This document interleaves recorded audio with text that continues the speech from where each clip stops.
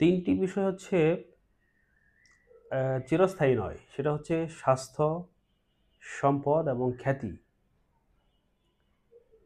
আপনি আজকে সুঠাম দেহের অধিকারী, সুস্বাস্থ্য, আপনার স্বাস্থ্যবান একটি লোক, কিন্তু আপনার যখন বুড়ো হয়ে যাবেন, যখন বয়স হয়ে যাবে, তখন আপনার এই স্বাস্থ্য আর স্বাস্থ্য থাকবে না, আপনি দুর্বল হয়ে যাবেন। এটা আসলে চিরন্তন একটি সত্য কথা। ২ নাম্বার হচ্ছে খ্যাতি।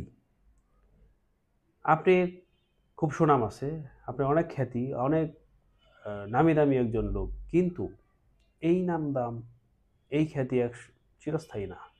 একটা সময় এটা আপনার ভুলেই হোক বা আপনার উত্তরাধিকারীর ভুলেই হোক বা আপনার আশেপাশের লোকজনের ভুলে হোক, এইটা আসলে নষ্ট হয়েই যাবে।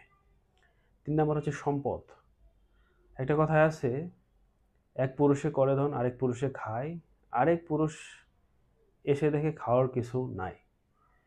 আপনি যতই সম্পদের অধিকারী হন না কেন, এই সম্পদ কমবেই, কমবে। আপনার পরবর্তী প্রজন্মের কাছেও কমতে পারে, ইভেন এমনকি আপনার কাছেও কমতে পারে। তাই স্বাস্থ্য, সম্পদ, খ্যাতি কোনোভাবেই চিরস্থায়ী নয়।